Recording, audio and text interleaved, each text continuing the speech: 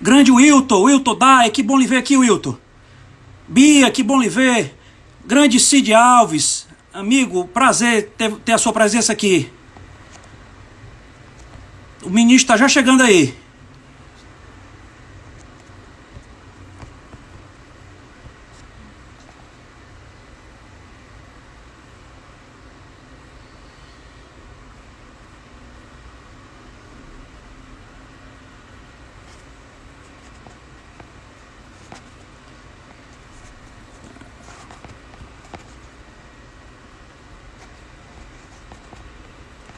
Rogério, prestígio a sua presença, Rogério. O ministro está já chegando aí, Rogério.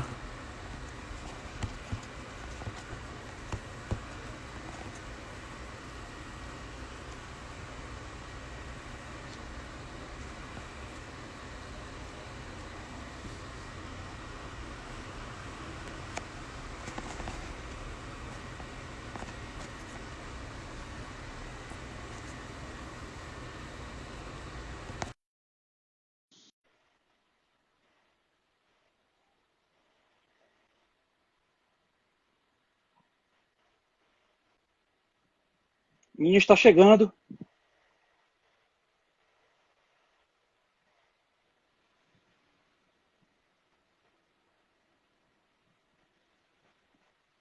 Kimi, que bom lhe ver, Kimi.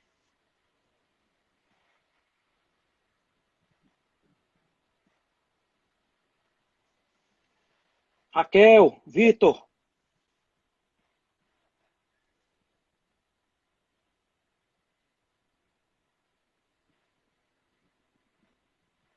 Aguardando aí, está conectando aqui o ministro. Reni, muito bom ter sua presença, Reni. Como sempre.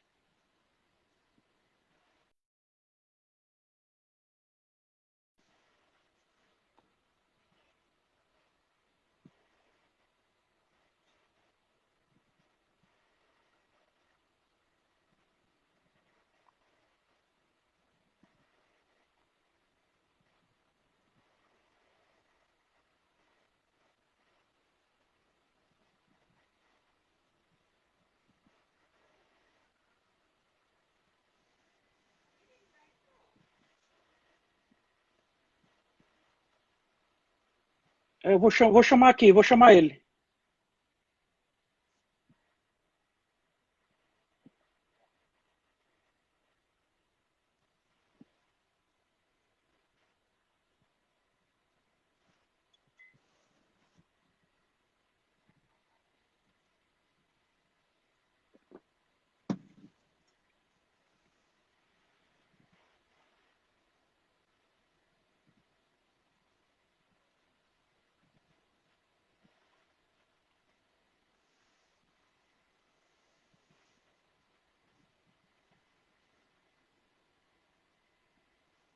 Rodrigo, aguardando o ministro chegar aí, Rodrigo. Meu xará.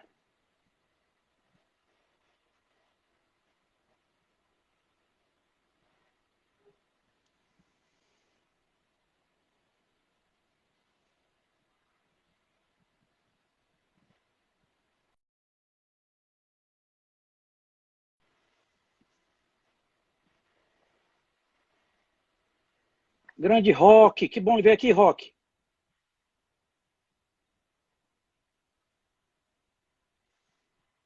Prazer ter aqui você, Rock. Essa conversa aqui com o ministro. Eu vou pedir licença aqui que eu vou ligar para o ministro aqui para saber o que é que está vendo, que a conexão não está dando certo não. Só um minuto, por favor.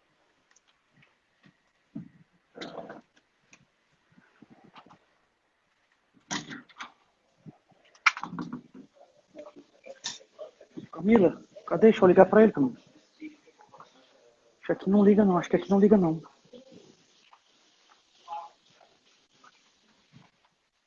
Mas tu tem que ficar aqui para eu te dar o telefone de volta. O que tu tem?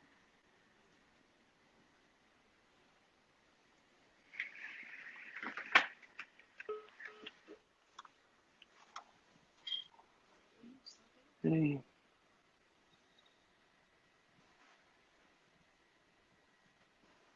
Ele apareceu de novo aqui, eu chamei. Deu certo. Ministro, Está me ouvindo ou não? estou lhe ouvindo muito bem, muito bem. O senhor está me ouvindo? Estou te ouvindo. Ah, tá excelente, tá excelente. Tá? É, ministro, iniciando aqui, enquanto os amigos estão entrando aqui, como é que estão os seus dias de quarentena? Olha, estou em casa mesmo, não saio, a não ser em última necessidade. Na verdade, não saí nenhum dia nas últimas 3 semanas. Compra na farmácia, no supermercado, o nosso filho que mora conosco que faz. Né? E estou aproveitando para ler, refletir, acompanhar o que está acontecendo no mundo e participando de muitas lives, né? Não só essa como a sua, mas também de empresas. Estou dando entrevista à imprensa, Entendi. TV, rádio e assim por diante. Tá bem movimentado, né, ministro? Tá bem movimentado. E estou conseguindo fazer exercício aqui. Tá. Bacana. Estou fazendo Pilates online. Pilates online. É. Então, ministro, eu preparei aqui uma biografia sua aqui resumida. Eu vou só ler aqui, tá, para iniciar, tá? Por favor. Perfeito. Ministro Maílson da Nóbrega, economista, funcionário do Banco do Brasil, ministro da Fazenda no período de 1988 a 1999, um dos fundadores da Tendências... 1980... Peraí, deixa eu fazer uma 1990. correção. 1990. O presidente era o presidente... Sarney. Sarney. Aniversariante de ontem, não foi? 90 foi anos hoje. ontem, né? Hoje. 90 anos. Um dos fundadores da Tendências Consultoria Integrada, empresa referência em análise econômica e política. Tem 6 livros publicados, inclusive sua autobiografia, colunista da revista Veja, mantém um blog na Veja Online, membro do Conselho da Administração de várias empresas brasileiras. Economista do ano 2013 pela Ordem dos Economistas do Brasil. Então, é uma honra. Seja bem-vindo, ministro Maílson da Nóbrega. Prazer é meu, Rodrigo. O senhor está aqui num programa que foi criado pelo saudoso deputado federal Jackson Pereira, seu amigo, e que a gente está continuando até hoje, ministro. Meus parabéns. Obrigado. Ministro Maílson, eu, assim, na sua longa trajetória de vida, e o senhor muito experiente, né? O senhor imaginava passar por uma crise como essa? Rodrigo, ninguém imaginava, né? Eu acho que ninguém imaginava. E já não há mais dúvida que essa é a maior crise sanitária dos últimos 100 anos e com impacto na economia brasileira também de forma inédita. Né? Ainda é difícil fazer um prognóstico seguro, mas provavelmente vai ser a maior queda de PIB da história do país. A nossa consultoria está falando em 4,1% de queda, mas já tem o Fundo Monetário falando em 5,3%, o Banco Mundial em 5%, algumas casas aqui em São Paulo, bancos, outras instituições financeiras estão falando em 5%. O próprio governo admite, dentro dos seus cenários, que prevê uma queda de 5% do PIB. Não há nada parecido na história. Eu quero deixar aqui registrado para os seguidores, as seguidoras que quiserem enviar perguntas para o ministro Maílson, pode mandar que a gente leva até o ministro. Ministro, numa guerra, né? Uma guerra tem lá, ela é regionalizada, é uma guerra assim, mas uma crise como essa, eu vi uma manchete do jornal um tempo desse que 80% do mundo estava em isolamento. Assim, é algo assim, exatamente como assim, pega o mundo inteiro, né? É muito amplo essa crise, né? Estamos chegando a quase 200 países onde houve casos de contaminação, né? E um processo de isolamento social, como que se vê hoje no mundo, também não tem paralelo, porque uma crise sanitária igual ou maior do que essa foi a gripe espanhola. Morreram 50 milhões de pessoas. Mas naquela época você não tinha o nível de globalização que existe hoje, as pessoas não estavam informadas como estão hoje, e não houve um grande movimento de isolamento social, como a gente observa hoje, até porque não tinha os mecanismos de mobilização, como a internet, a TV, o rádio não existia a rigor naquela época, né? Era um mundo de baixo nível de informação. Daí porque o número de mortes foi realmente gigantesco. Sim, morreu 5 vezes mais com a gripe espanhola do que na Primeira Guerra Mundial. Ministro, quando eu já joguei bastante sinuca, sabe? Aí tinha umas jogadas lá na sinuca que a gente chamava, rapaz, tu tá em sinuca de bico, sabe? Isso. É o que a gente percebeu, assim, eu até falei várias vezes, que o nosso governador aqui do estado, os governadores aí, os prefeitos, né, economia ou saúde? Saúde e economia. É uma sinuca de bico, né? Que eles ficaram nesse momento, né, ministro? A rigor, a sinuca de bico, pelo que eu entendo, eu também já fui jogador de sinuca na minha juventude, né? É aquela situação que você não tem saída. A É, sinuca de bico é que você não tem saída. Eu é, acho que, embora difícil, nessa pandemia tem saída. Tem a saída da mobilização da sociedade, a conscientização sobre os riscos de perdas de vidas, né? A mobilização, a coordenação entre níveis de governo, entre esfera de governo. Embora o presidente Bolsonaro atrapalhe muito nessa questão, eu acho que há uma razoável, digamos assim, interconexão entre a União, os estados, os municípios, né? Sobretudo na época do ministro Mandetta, essa interação era muito forte. Mas porque eu acho que existe um trabalho coordenado de enfrentamento da pandemia, da epidemia no Brasil. Né? Ministro, começou a chegar aqui as primeiras perguntas. A pergunta aqui do Cid Alves. Ele é presidente do Sindicato dos Lojistas aqui no Ceará. Ele pergunta, ministro, remédio adequado para a crise atual, Plano Marshall, New Deal ou impressão de cédulas? É o Cid Alves. Olha, eu acho que Plano Marshall não. Você pode falar isso como uma metáfora, né? O Plano Marshall foi um plano grandioso. Você pode falar como metáfora, mas não tem nada a ver, sabe? O Plano Marshall, só para relembrar, provavelmente os leitores e participantes dessa rede sabem, o Plano Marshall foi um plano arquitetado pelos Estados Unidos para a reconstrução da Europa. E era uma situação em que os Estados Unidos era parte vencedora da guerra, emergia da guerra como potência hegemônica, quase hegemônica, não é?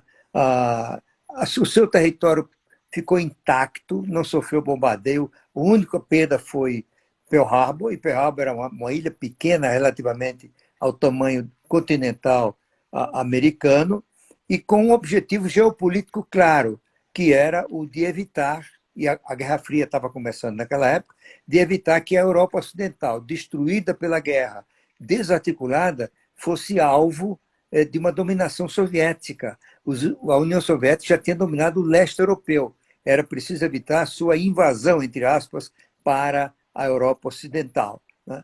Se você olhar, primeiro, a Europa que recebeu dinheiro dos Estados Unidos. Nós não estamos para receber dinheiro de ninguém aqui, não temos nenhuma potência disposta a nos dar dinheiro. Segundo, o Brasil não tem a posição estratégica que a Europa tinha para os Estados Unidos naquela época. Né?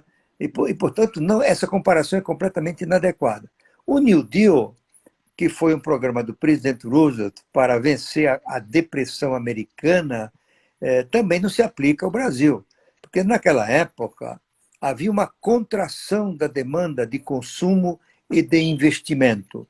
Não é? A economia estava parando, 25% de desemprego, o comércio mundial caiu 35%, né? Surgiram as favelas nos Estados Unidos, enfim, era preciso agir.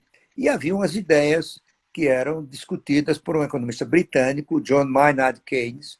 O Keynes editou a obra clássica dele sobre o juro, o emprego, etc., em 1936, mas ele esteve nos Estados Unidos, antes disso, conversando nas universidades, em seminários de que participaram vários funcionários importantes do governo americano, em que ele defendia que o Estado interviesse na economia com programas de gasto público em infraestrutura, enfim, todas as atividades do governo que pudesse gerar demanda do setor público na economia. E ele mesmo dizia como a demanda de consumo e de investimento está contraída, existe um excesso de poupança. Então, o governo não vai ter dificuldade de tomar emprestado esse dinheiro, emitindo papéis públicos, para financiar um grande programa de investimento. Também não é o caso brasileiro. Aqui nós estamos com um problema sério, um problema fiscal complexo, difícil, né? Não tem margem para gasto. O governo federal comanda menos de 6% do gasto total, 94%, entre 94% e 95% são gastos predeterminados. Você não tem espaço fiscal para isso. Em segundo lugar,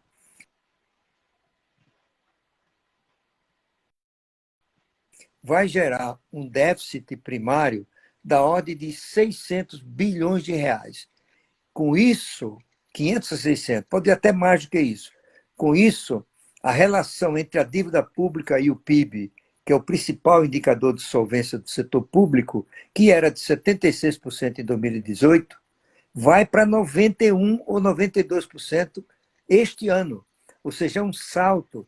E essa relação vai mostrar a fragilidade do setor público brasileiro, do governo federal particularmente. Perguntou-se muito nessa crise se os investidores, como é que eles vão reagir a um aumento gigantesco de gastos. Eu acho que os investidores estão agindo como seria de esperar, ou seja, a percepção que neste momento só o governo federal tem a capacidade de mobilizar vastos recursos estratégicos, de dinheiro, enfim, de cor, para salvar vidas, fazer dinheiro chegar às mãos dos menos favorecidos, salvar o número maior de empresas para que elas sejam vamos dizer, preparadas para a recuperação quando ela vier, porque se as empresas se destruírem, há uma desorganização da economia e não vai ter recuperação nenhuma. Né? Então, só que terminada a crise, os investidores, os avaliadores, os analistas no país e no exterior vão esperar do governo federal um grande problema de redução da dívida e não de aumento. Ou seja, se terminada a crise, o governo começar um programa tipo PAC do PT ou dos PNDs dos anos 70 do governo militar, isso vai ser uma catástrofe, porque vai ficar a percepção, primeiro, de que a fragilidade da União fiscal está sendo aumentada e um governo populista, que não tem a percepção da necessidade de gerar um programa crível que mantenha a confiança no país. Certo? Portanto, eu acho que nem é New Deal, nem é Plano Marshall. O que eu acho que tem que ser feito, além desse programa claro, né, que vai incluir, a meu ver, um aumento da carga tributária, vai incluir um aumento da carga tributária. O ministro Guedes está dizendo que não tem aumento da carga tributária, ele vai se convencer que sim. Né? Eu acho que antes da crise, dizer que o governo era contra um aumento da carga tributária, eu acho que é perfeitamente entendível e tinha lógica, tinha razão. Agora, não. Essa conta vai ter que ser paga. E essa conta não pode ser paga pelos pobres, porque os pobres já estão pagando proporcionalmente a conta mais alta da crise. Eu acho que é a vez dos ricos. O governo vai ter que criar um programa de aumento da carga tributária para tributar a renda, a propriedade e provavelmente a riqueza. Eu particularmente, eu sou contra esse imposto sobre grandes fortunas, mas nessa hora ele vale, tá certo? E mais, tem que ser um programa tipo de uma guerra, em que você vai fazer esse aumento de carga tributária vinculada especificamente a reduzir a dívida, diminuir o déficit primário e depois gerar superávit primário. Não pode ser dinheiro do imposto de renda para distribuir com os estados e municípios. A Constituição, a meu ver, teria que ser alterada para dizer o seguinte: essa parte do imposto de renda adicional, do aumento da tributação da propriedade e da riqueza, não é para a distribuição federativa, é para manter, preservar e, se possível, ampliar a confiança no país. Senão, nós estamos perdidos. Ministro, eu estava acompanhando uma matéria com relação a esse imposto das grandes fortunas. Por exemplo, tiveram alguns países, como, por exemplo, a França, quando se implementou esse imposto das grandes fortunas, as grandes fortunas migraram para outros países. Aí a França perdeu essas grandes fortunas para outros países que não cobravam esse imposto. Tem o perigo de ocorrer isso aqui? Eu digo, depende, tem, né? Aliás, deixa eu fazer um parênteses, eu não sou defensor do imposto sobre grande fortuna, até porque ele não deu certo em canto nenhum. Não deu certo em canto nenhum. Certo? Como uma mobilidade grande do capital, as pessoas fogem. Né? Eu diria que é um processo de mobilização da sociedade para salvar a economia e, com ela, os empregos, o futuro. Né? E eu acho que, nesse momento, é que esse é minha dúvida é se o Brasil tem a liderança necessária para empreender um programa dessa magnitude, porque isso vai exigir um presidente da República com capacidade de mobilizar a sociedade brasileira em apoio a um programa de salvação nacional. Segundo, articulação com o sistema político e partilhamento do poder com o Congresso na formação de uma coalizão majoritária. E, em terceiro lugar, a capacidade de emitir mensagens serenas, equilibradas, inclusive para se contrapor à oposição que os mais poderosos vão ter a um programa como esse. Infelizmente, o país não tem essa liderança. O presidente Bolsonaro, infelizmente, não se revelou até agora um líder, muito menos líder para uma emergência e um desafio como este aí. O ministro, o Cid Alves também perguntou a alternativa de impressão de cédulas. Olha, não precisa, sabe? Mas eu acho que sim. Existe uma frase famosa de um economista prêmio Nobel da Economia, Milton Friedman, um liberal americano da Escola de Chicago, em que ele se opôs à distribuição, à distribuição de, vamos dizer, benefícios sociais pelo Estado. Como o Milton Friedman era um crítico do Estado, da ineficiência do Estado, ele cunhou uma frase que foi famosa. Olha, em vez de o governo dar esse dinheiro para os pobres, é melhor jogar dinheiro de helicóptero, certo? Imprimir dinheiro e jogar de helicóptero. Os pobres vão pegar esse dinheiro e vão gastar. Né? Claro que era uma metáfora. Mas eu diria, quando o Banco Central adotou medidas recentemente de liberação de compulsório, né, de redução das exigências de capital dos bancos para induzir os bancos a emprestar mais, com isso ele aumentou a liquidez. Na verdade, isso equivale à emissão de dinheiro. Né? A emissão de dinheiro tanto faz você rodar a maquininha como o Banco Central injetar liquidez na economia. O efeito é o mesmo. Então, se for por esse ângulo, eu digo que sim. Até me perguntaram outro dia, diante de uma declaração feita pelo Henrique Meirelles, atual secretário de Fazenda de São Paulo, ele disse, é hora de imprimir dinheiro. E eu falei, sim, é hora de imprimir dinheiro. Mas não, não fisicamente. O Banco Central tem que dar liquidez à economia, como fizeram os bancos centrais da Europa, dos Estados Unidos, do Japão, não é? na crise de 2008. Eles fizeram o que ficou conhecido como quantitative easing, ou seja, uma liberação quantitativa de liquidez na economia. Então, dá no mesmo. Ministro, tem uma pergunta aqui do advogado, ex-deputado federal, doutor Crescencio Pereira Júnior. Ele pergunta, quais as consequências econômicas que poderão acontecer para o Brasil com essa pandemia? A consequência é uma redução drástica da atividade econômica. Né? A gente já viu as projeções acontecendo. Num cenário mais drástico, algo mais do que isso, que poderia gerar no extremo uma convulsão social. Eu espero que isso não vá acontecer. Né?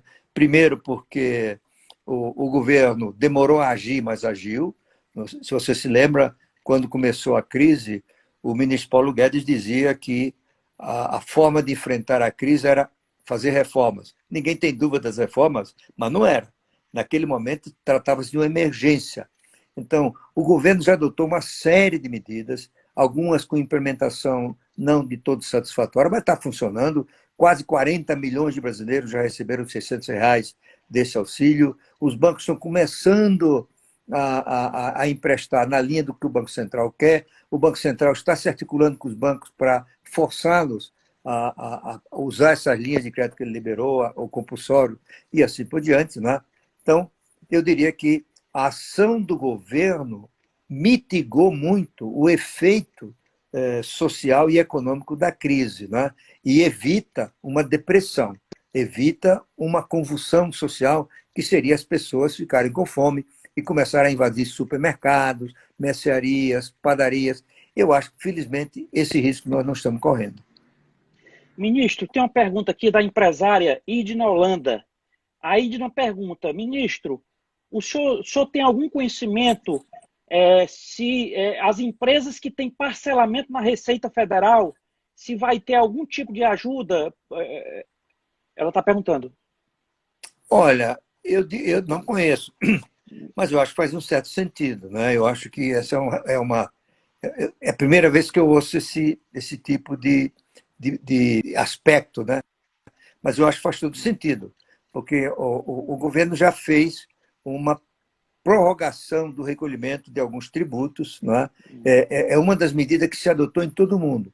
Porque como as empresas, nesse momento, as empresas precisam preservar o seu caixa, o máximo possível de caixa. E tem várias formas de fazer isso, porque elas não estão faturando, né? Mas ela tem conta para pagar aluguel, água, luz e assim por diante. E nós não podemos dar uma moratória geral, porque aí quebra tudo. Né? Essa é a hora de cumprir contratos. Né? E como é que faz? Os governos desculpe, providenciam linhas de financiamento.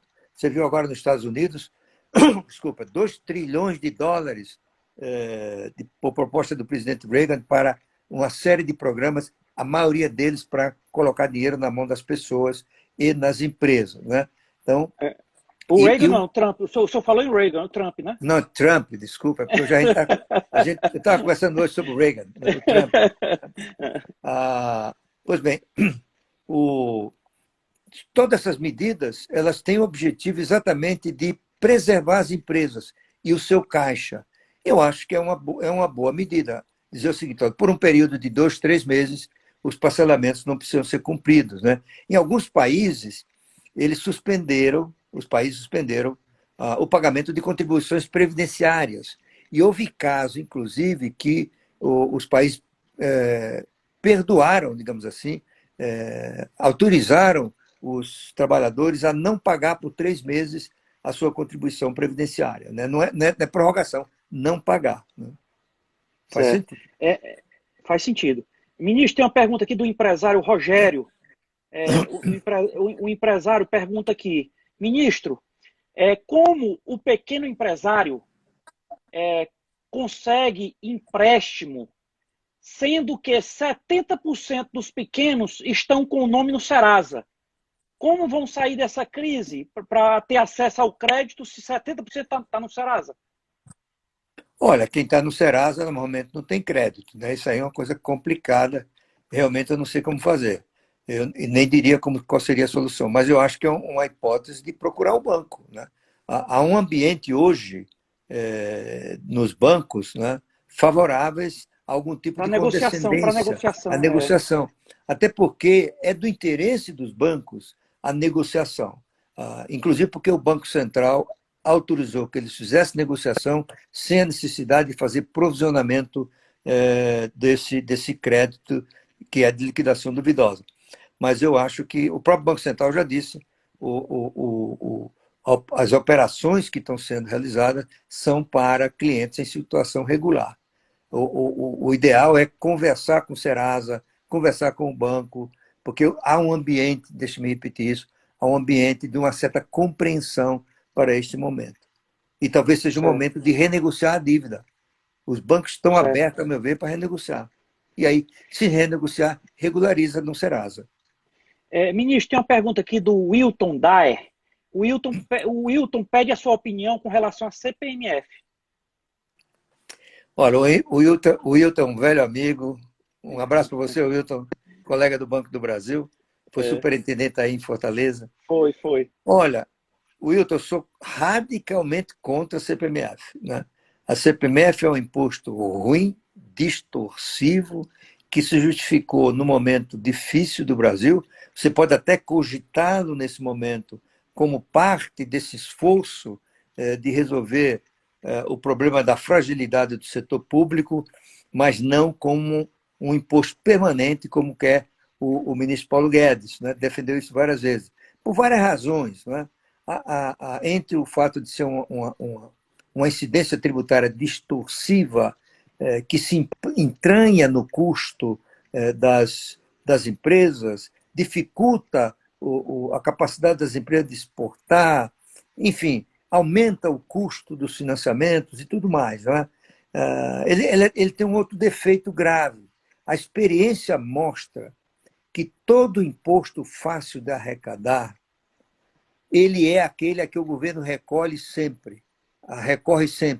Nós temos dois exemplos no Brasil. O primeiro era o imposto de vendas e consignações, o que antecedeu o ICMS, começou com a alíquota de 0,5% nos anos 1930, e quando acabou em 1967, já tinha estado cobrando 8% a 9%.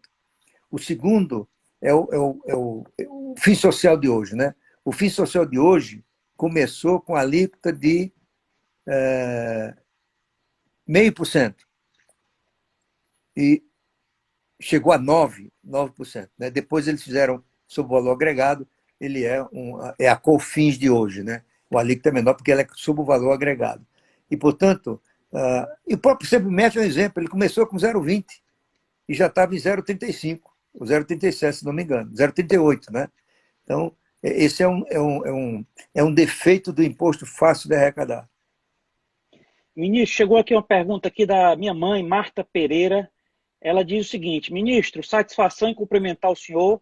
Com a alta do dólar, pode trazer algum risco a mais para a economia? Marta Pereira. Não, felizmente não. Né? No momento, quando vem a alta do dólar, a consequência rápida e imediata é inflação. Desta vez, dificilmente vai haver, porque a economia está em processo de recessão, as empresas não têm condições de repassar custos a preço. Essa alta ela tem uma combinação, de um lado, a valorização do dólar americano em todo o mundo. Todas as grandes crises produzem uma fuga para a segurança, né? Muitas pessoas transferem dinheiro para os Estados Unidos e, com isso, o dólar se valoriza. Em segundo lugar, tem um problema interno, né? A percepção de que o país corre risco com um presidente trapalhão, que pode gerar crises internas no país. Não é? Tanto que a moeda brasileira é a que mais se desvalorizou hoje. Não é? Hoje, o real é a moeda mais desvalorizada do mundo. Ele era o segundo, depois da África do Sul, chegou a terceiro depois do México. Hoje ele é o primeiro. O dólar chegou a 5,70 em alguns momentos. Né? E, em algum momento, isso vai diminuir. Né? Se você olhar as condições estruturais da economia brasileira, não justifica um dólar 5,70. Muito provavelmente ele vai para 4,50, 4,60, daqui para o final do ano ou princípio do próximo. Quando tudo se normalizar, a tendência é uma valorização do real. Ministro, chegou uma pergunta aqui do advogado, ex-deputado federal, doutor Crescêncio. A instituição do empréstimo compulsório seria uma saída? Não. Deixa eu dar um não bem sonoro aqui. Olha, empréstimo compulsório é uma ideia dos nossos avós, dos tempos antigos. Né? O que é um empréstimo compulsório? Ele revela um Estado sem condições de se endividar voluntariamente. Como o Estado não consegue captar poupanças no mercado de forma voluntária, né? Em condições muito graves de crise, aí cabe a compulsoriedade. Não é o caso brasileiro hoje. Né?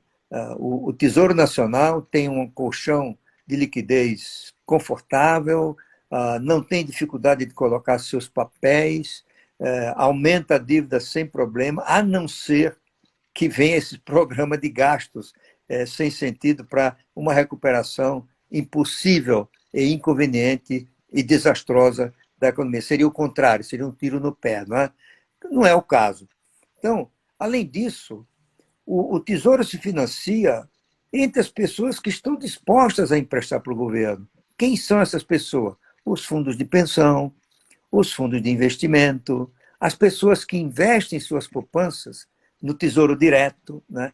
Provavelmente, quando você investe num fundo de investimento de um banco, você não, às vezes não sabe.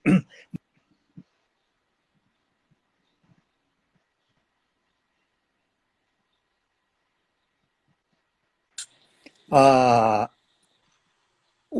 o empréstimo compulsório, ele buscaria dinheiro em pessoas que não estão dispostas a emprestar para o governo. O governo está forçando a empresa a emprestar. Você vê nessa situação difícil, as empresas tendo que preservar o seu caixa, e vem o governo e obriga as empresas a emprestar para o governo, ou seja, vai liquidar mais ainda as empresas. E tem mais. Eu vi o projeto que está no Congresso, é um empréstimo compulsório sobre o lucro das empresas. O lucro das empresas vai cair este ano, e você vai tomar por base o lucro do ano passado. É uma ideia doida, desculpa, com todo respeito para quem apresentou essa proposta no Congresso Nacional. Novamente, é uma ideia do tempo dos nossos avós. Ministro, Há 50 anos isso fazia sentido, agora não faz mais. Ministro, uma pergunta aqui do Rodrigo Saboia. O Rodrigo pergunta, ministro, o senhor acredita que a resposta do governo brasileiro está semelhante à dos países no exterior ou estamos aquém? Não, eu acho que está muito semelhante, né? Novamente, esse tipo de ação do governo, vale repetir, tem 3 grandes objetivos. Salvar vidas, em primeiro lugar. Em segundo lugar, amparar as pessoas menos favorecidas, particularmente os informais, como é o caso do Brasil. 41% dos trabalhadores estão na informalidade, não é? Muita gente ganha de dia para comer de noite, né? É o vendedor de coco, de sorvete, do churrasquinho, o diarista. Isso tem que ter o apoio do governo. Em terceiro lugar, preservar ao máximo possível as empresas. O que vai diferenciar de um país para o outro é a sua condição financeira. Por exemplo, os Estados Unidos fizeram um programa de 10% do PIB. O do Brasil foi 3,5%, 4%. Mas é semelhante ao que fez a França, é semelhante ao que fez o Reino Unido, o Chile. Não é? Nós não estamos longe do padrão mundial, tanto em termos de ações, quanto em termos de tamanho da ação proporcionalmente à economia brasileira. Tem uma pergunta aqui da Poliana Souza, a mesma pergunta que o Rogério fez lá atrás, do pequeno empresário que está no Serasa. Poliana, o ministro já respondeu que a melhor saída é negociar com o banco. Né? Os bancos estão abertos. O Ercílio Nantua, ele pergunta, qual a recomendação do ministro no sentido de encurtar o retorno das empresas ao trabalho, tendo em vista a pandemia?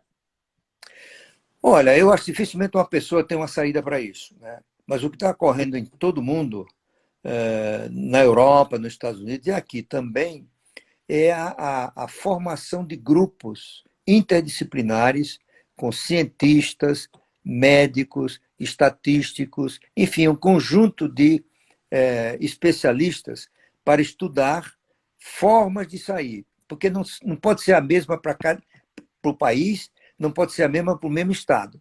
Então, existem algumas condições para começar a sair.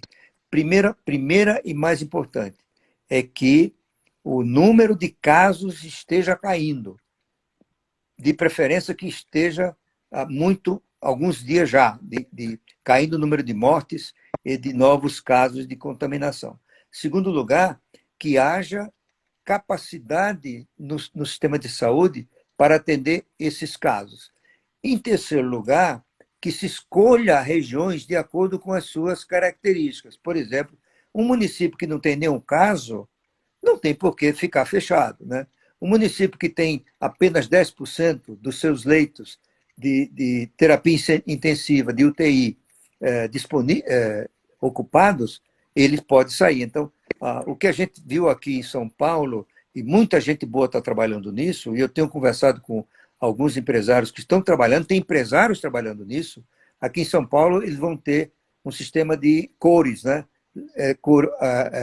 Azul, vermelho e amarelo. Então, isso vai ser classificado de acordo com uma série de condições de possibilidade do setor de saúde e assim por diante. Quem tiver no azul, libera tudo, né? Quem tiver no amarelo, libera de maneira muito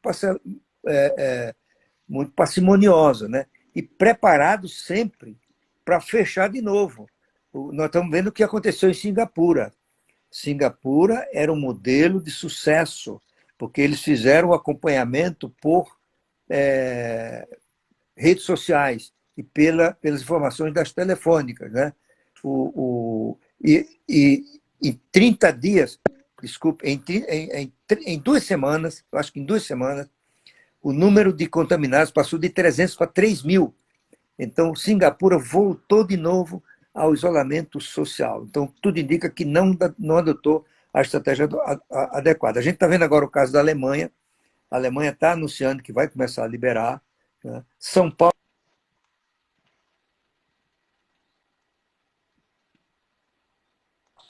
Eu acho que sim, depende de cada caso. Não tem uma sugestão para cada caso, né? O importante, eu vi hoje nos jornais, que os estados do Nordeste estão trabalhando em conjunto com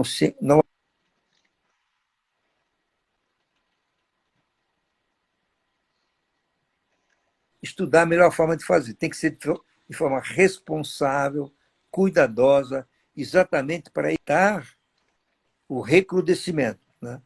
Mesmo assim, deve estar preparado para uma segunda onda. O que eu acho que ninguém pode adotar, pelo menos eu acho que não, é essa ideia do isolamento vertical, que alguns médicos aqui de São Paulo, o presidente da República, acha que você pode fazer o isolamento vertical, isto é, isola os grupos de risco, os idosos, os diabéticos, os que têm problema de cardiológicos, né? E manda o resto trabalhar. Eu vi aqui um médico de São Paulo dar uma sugestão que eu considerei genocida. Ele disse assim: a solução é a imunidade natural.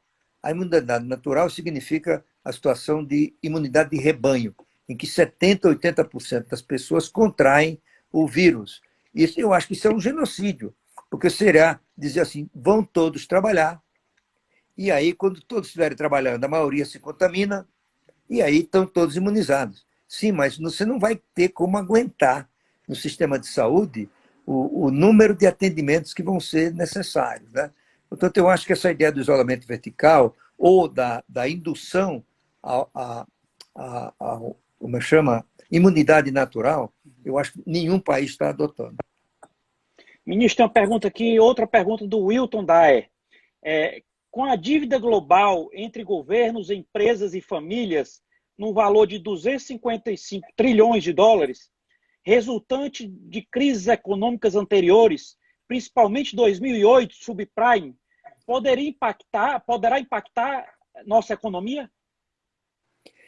Eu diria que não nesse momento. É uma coisa preocupante, né? Mas essa dívida ela está concentrada especificamente em países que podem pagar. Por exemplo, o Japão tem uma dívida que é 230% do seu PIB. Ninguém duvida da capacidade do japonês de pagar essa dívida, até porque eles têm uma alta taxa de poupança, os Correios são um grande de captação de recursos e financiam pesadamente o Tesouro Nacional. Os Estados Unidos têm uma dívida pública que está chegando, incluindo os estados e municípios, a mais de 20 trilhões de dólares. Ninguém duvida que eles vão pagar essa dívida, tá certo? Eu acho que o que é preocupante não é a dívida em si. O que é preocupante é a capacidade que cada país tenha de servi-la, né? O que deve preocupar no caso brasileiro é que, se nós não adotarmos o programa que eu mencionei aqui, de se preparar para uma redução gradual da dívida, aí nós vamos ter problema sim, porque vai prevalecer a percepção nos mercados de que o governo não vai ter condições de pagar a sua dívida, em algum momento vai ter um calote, e aí tem uma fuga, uma queda de confiança que é desastrosa. Ministro, outra pergunta aqui do doutor Crescêncio. Com o isolamento posto, como preservar as empresas? Não, é isso que eu falei aqui. Ah, preservar empresas e preservar vidas não são objetivos conflitantes, eles são complementares. Né? Ah, só que você tem a prioridade para salvar vidas e tem que trabalhar para essas empresas. Porque uma ideia de liberou geral, como essas passeitas no Brasil, todo mundo voltar para o trabalho, daria o efeito exatamente o oposto do que querem. Porque a contaminação ia ser tão ampla, né? Os serviços de saúde em todo o país entrariam em colapso e nós íamos ter em todos os estados a chamada escolha de Sofia, em que médicos e enfermeiras vão escolher quem morre. Isso aconteceu na Itália, está acontecendo agora em Manaus. Né? Então, eu acho que tem o isolamento social já está provado, a Organização Mundial da Saúde bate nessa tecla permanentemente, o isolamento social é a melhor saída para evitar a disseminação rápida do vírus e, com isso, levar ao colapso do sistema de saúde.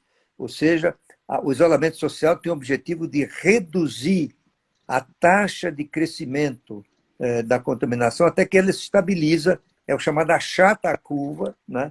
Se estabiliza e, em seguida, começa a cair. E, nesse período de isolamento social, que pode, na China durou 2 meses, na China, e deu certo lá até agora. Né?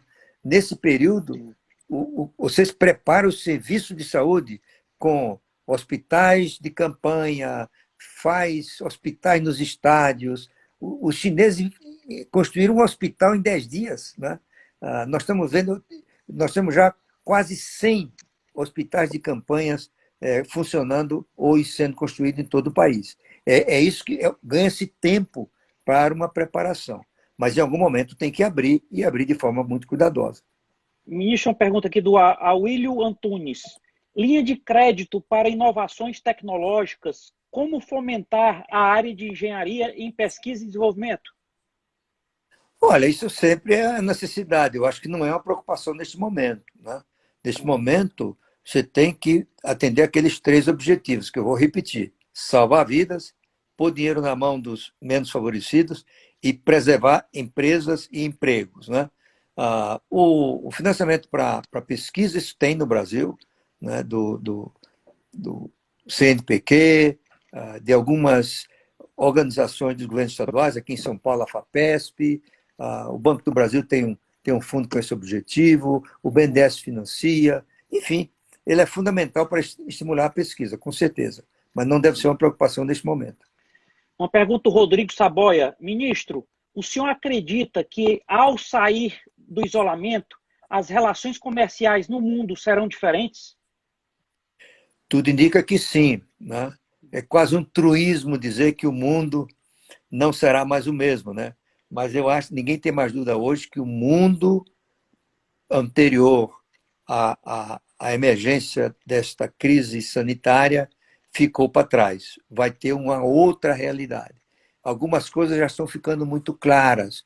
Primeiro, haverá uma preocupação dos países em depender menos da Ásia para suprimento de bens e serviços essenciais. Por exemplo, a percepção que todo mundo acordou, 90% a 95% do suprimento de material de saúde, de equipamentos de proteção individual, de respiradores, tudo vem da China ou da Coreia do Sul. Né? Então, as redes mundiais de suprimento provavelmente vão ser repensadas. Isso vai gerar uma queda da produtividade, porque isso hoje é fabricado na China, porque lá é mais barato, porque isso aumenta a eficiência, né? Mas vai prevalecer outro tipo de interesse, mesmo em detrimento da produtividade. Eu acho que vai ficar claro, mais uma vez, o drama da desigualdade. Né? A desigualdade ela cresceu muito nos últimos 30, 40 anos. Há uma vasta literatura já mostrando esse ponto. Está havendo uma mudança de visão, mesmo nos segmentos liberais, sob o papel de uma empresa. Por exemplo, até os anos 70, 80, o pensamento dominante é que o objetivo da empresa é gerar valor para os seus acionistas. Hoje, a visão é outra. O objetivo da empresa é atender os stakeholders, vamos dizer assim, é uma palavra inglesa para os que participam do processo. Então, não são só os acionistas, são os trabalhadores, são os seus fornecedores, os terceirizados, as comunidades onde as empresas atuam. Isso eu acho que vai acentuar, né? Vai se acentuar discussão sobre maneiras de reduzir a produtividade. Desculpa, reduzir a desigualdade, né? Hoje, nos Estados Unidos, 1% dos americanos tem uma riqueza equivalente à metade da riqueza do país. E os 99% tem uma parcela muito pequena dessa riqueza, dessa renda. Isso tudo vai ser discutido. Por exemplo, eu acabo de ler um livro sobre isso, de uma economista americana, e ela mostra uma literatura vasta. Por exemplo, tudo indica que os órgãos de defesa da concorrência relaxaram os seus cuidados, as suas regras, e se formaram conglomerados muito poderosos, com poder de mercado, de ditar preços, e monopsônio no lado do trabalho. Monopsônio é aquela situação em que só tem um comprador, né? Então, você tem casos nos Estados Unidos de empresas tão dominantes que só elas oferecem os empregos para aquelas profissões que procuram uma colocação. Então, elas pagam o salário que elas querem. Isso aumenta a desigualdade. Esse tipo de discussão vai intensificar a partir do pós-crise, né? Portanto, o mundo será outro, Rodrigo.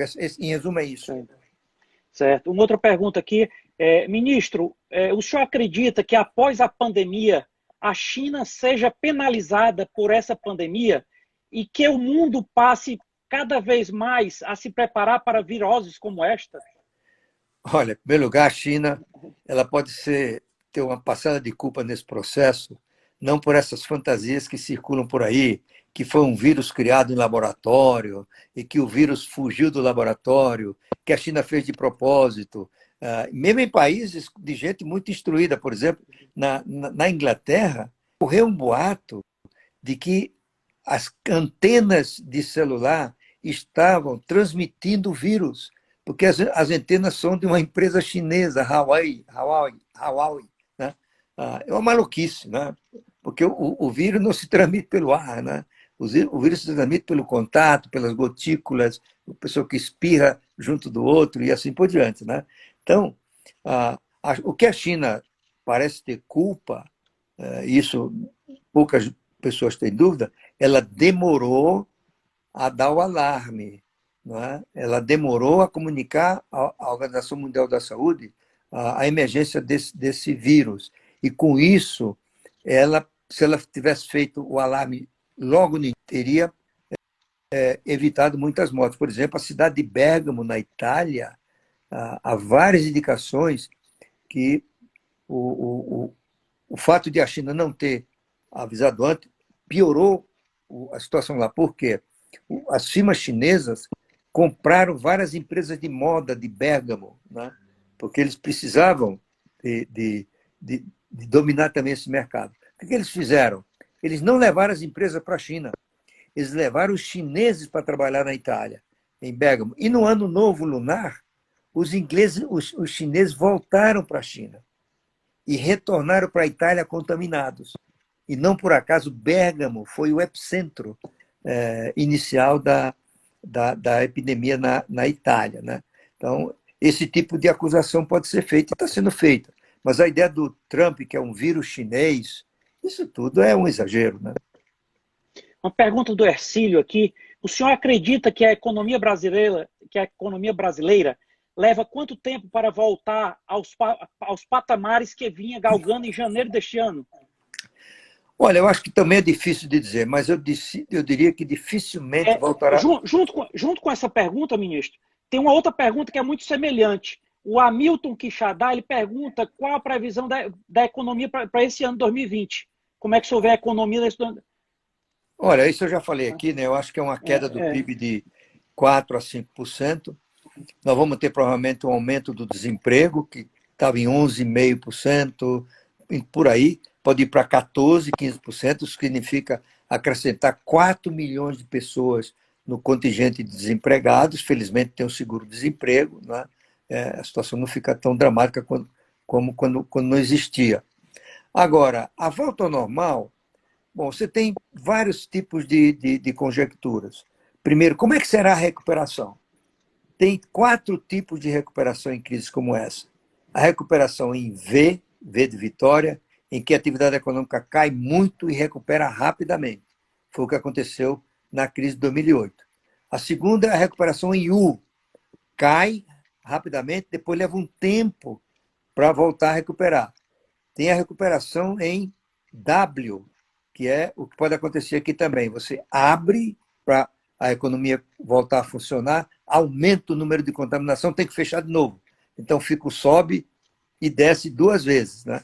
Em terceiro, tem a recuperação em L, que cai e você não sabe quando é que vai recuperar. Né?